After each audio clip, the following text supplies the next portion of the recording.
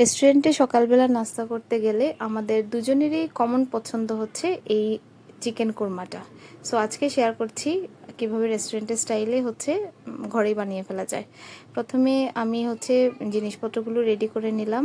সেটার মধ্যে পেঁয়াজ বাটা, আদা বাটা, পেঁয়াজ কুচি ছিল। এবার তেলে পেঁয়াজ কুচিটা ভেজে মধ্যে দিয়ে দিলাম পেঁয়াজ বাটা, আদা বাটা।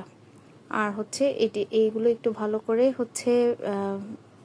মিক্স করে এবার দিয়ে দিলাম চিকেনটাকে একটু কষিয়ে দিয়ে অ্যাড করে দেবো মশলা। দিয়ে দিলাম ধনে গুঁড়ো আর জিরে বাটা। যেহেতু কুরমা, সো একটু হলুদটাকে অ্যাভয়েড করলেই ভালো। একটু স্বাদটাকে ব্যালেন্স করতে একটু হালকা গুঁড়ামরিচ দিয়ে দিলাম, সেক্ষেত্রে টেস্টটা একদম ব্যালেন্স থাকে। কাঁচামরিচ দিয়ে ভালো করে কষিয়ে নিতে হবে। এবার আমি এর মধ্যে একটা পেস্ট দিয়ে দিব, সেটা ব্রেড আর কয়েকটা কাঠবাদাম দুধ দিয়ে ব্লেন্ড করে রেখেছিলাম, এটা দিয়ে দিলাম। দিয়ে দিব এর মধ্যে অ্যাড করে দিব আরও জাল করে রাখা দুধ দিয়ে। যেহেতু আমি কম পরিসরেই করছি তাই পুরোটাই দুধ দিয়ে করছি। চাইলে এখানে একটু পানিও অ্যাড করা যায় ব্যালেন্স করার জন্য স্বাদটাকে, সেজন্য দিয়ে দিলাম একটু চিনি। এবার ফুটে আসলেই আমাদের মেইনলি রেডি।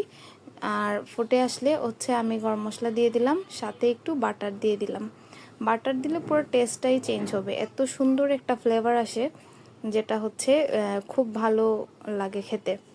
এবার ঢাকা দিয়ে থিকনেসটা একটু চলে আসলেই আমাদের soup ready. Thank you very much for watching. Tata.